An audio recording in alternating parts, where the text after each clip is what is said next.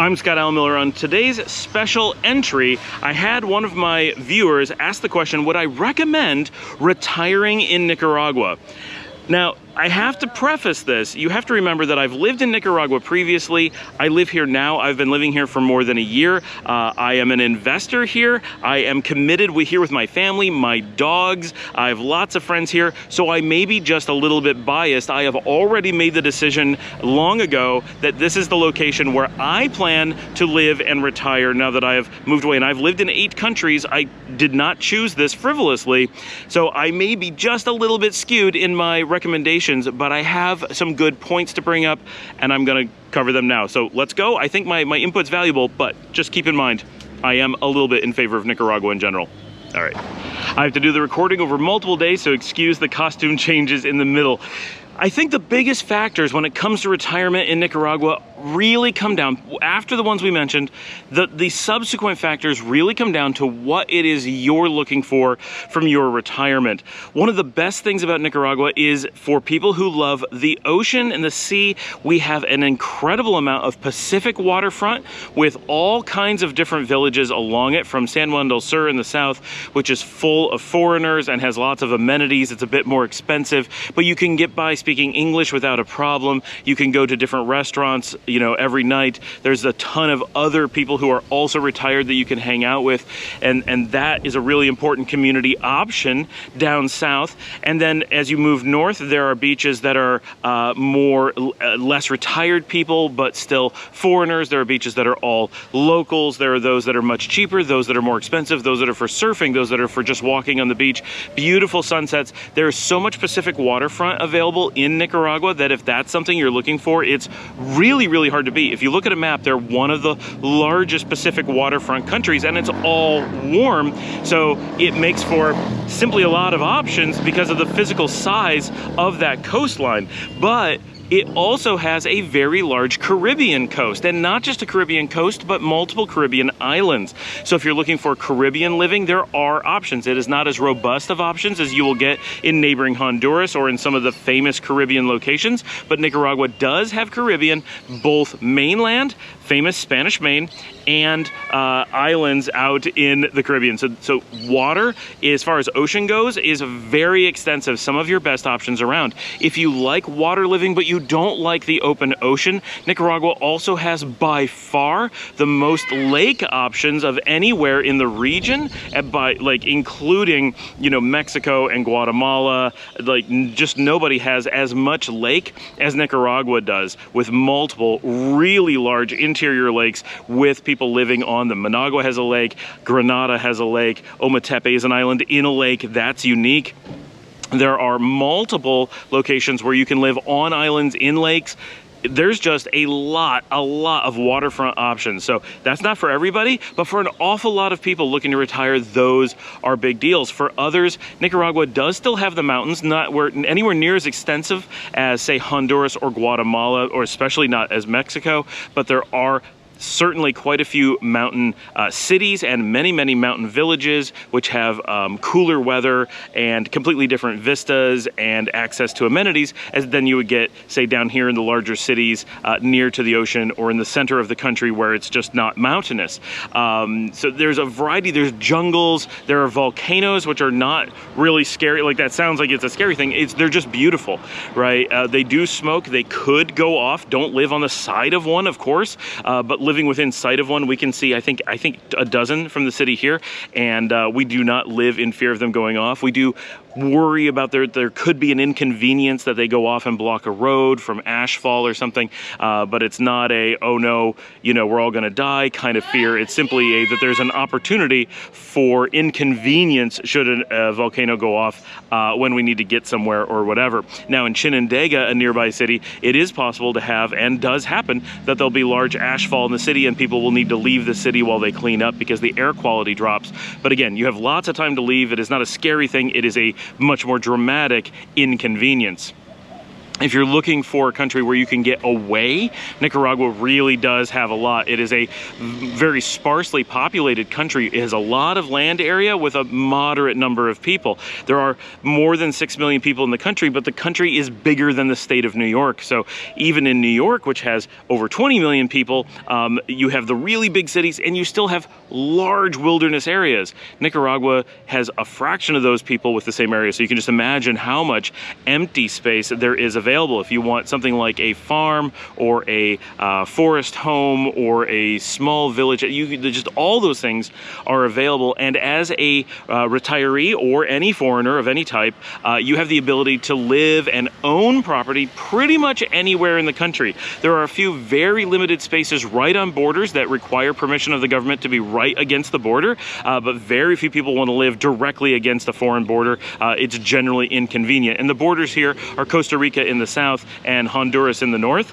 So they're not popular places to build directly against. So it's really not a big deal. You essentially, but you can live along the waterfronts, and that's something you can't do in all countries. You can always rent, of course, an apartment, and if that's what you want to do in retirement, that's fine. But if you want to own, which many people do, have that that stability of owning your own property, being able to make it your own and do whatever you want, pass it on to future generations, then Nicaragua is ideal for that. They have some of the best laws to protect the rights of your property, and you have the most extensive rights to own property. All those things make it perfect. If you're coming, and I assume you are watching this video, but don't feel put out if you're from somewhere else, but I assume almost everyone watching this particular video will be looking at it with an eye of someone coming from North America, primarily the US and Canada. And coming from those countries, Nicaragua is close and very physically accessible. It is accessible by lots of flights. You can fly into the country, you can take private flights, public flights, you can fly into the neighboring countries. I have personally flown into Honduras to come into Nicaragua. I am flying out of Costa Rica in just 2 weeks. Those are normal things that people do all the time. Honduras, not so much. Costa Rica, all the time. Plus our own airports here.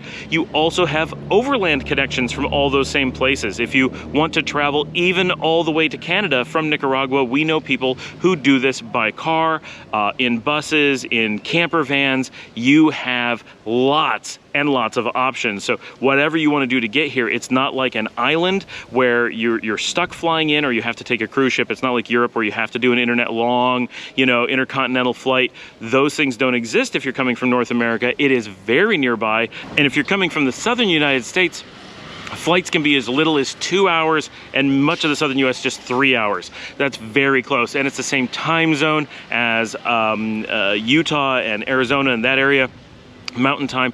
So all those factors make it incredibly convenient if you're coming from the US. There's also a minimal amount of culture shock, and that sounds weird because Nicaragua is probably one of the most exotic locations in this part of the world. But if you're looking in this part of the world, there's a certain amount of familiarity across all of the countries in this region, and all of them have the benefit of being relatively familiar to Americans and America being relatively familiar here. So the amount of just total shock as to how things work is somewhat minimized. Of course, it'll be less in Mexico, but it's still pretty minor here, and less so than you would get, say, in South America.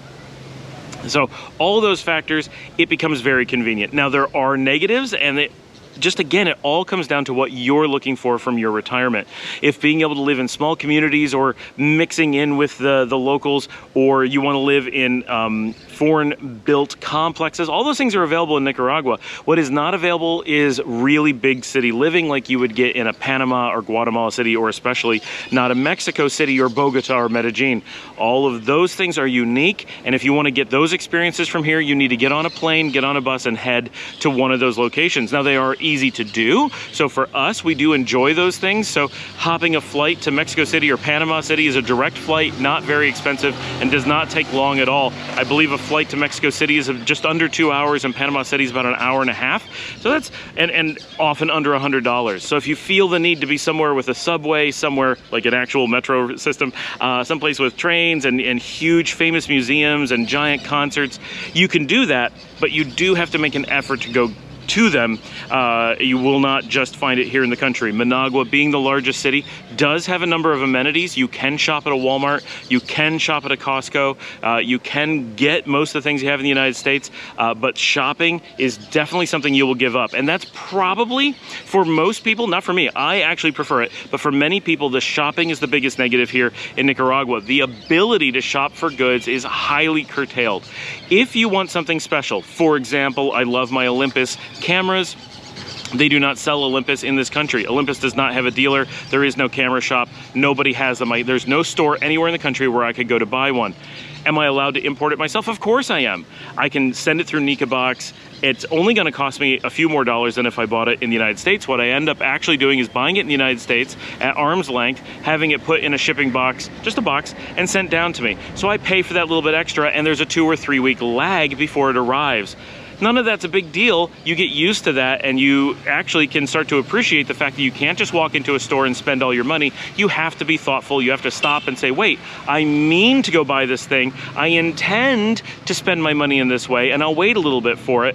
It really, for a lot of us, it stops us from just wasting our money. In the United States, we would just run out and shop constantly. Oh, I'm on Amazon, I'm just gonna have it delivered today. That convenience is amazing, but it also makes you start to buy things that you wouldn't buy otherwise. Here, we can get those things, but we have to go through this extra effort. It causes us to really think about what we buy and purchase many, many fewer things, and that's just part of the lifestyle here.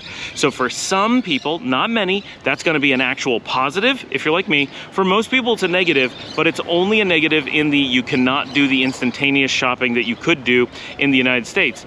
If that's something that you really feel is important to you, then most of Central America and quite a bit of South America is going to be ruled out because they're going to be similar. Probably not as extreme as Nicaragua, but they will be similar. But Mexico or a Panama, they're going to have all those amenities, that immediate shipping, and be very similar to what you're used to in North America. So that will put those much higher on your list.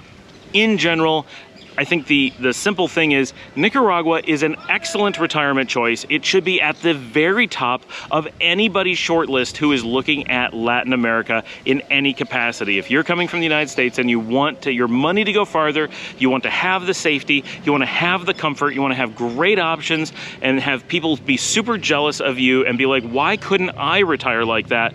Nicaragua is going to check those boxes over and over again.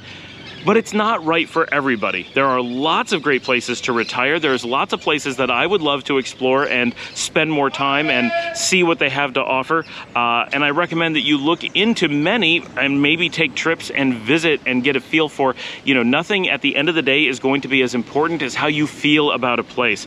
And if you know, Guatemala is slightly more expensive, slightly more dangerous, but it simply has the weather that you love, or there's some food that you like, or you just like the way that people walk down the street differently, then you're gonna be happier there than you are here. For me, this is the perfect mix of things, but there are lots of great places in the region. I highly recommend that you check out Panama and Mexico and Colombia as probably your starting points, along with Nicaragua as a short list to the best of Latin America from a retirement perspective for those coming from North America. But every country has something to offer, and every country is right for somebody. And there's taste is a really, really large factor. But I hope that that was informative. Please ask more questions about Nicaraguan retirement.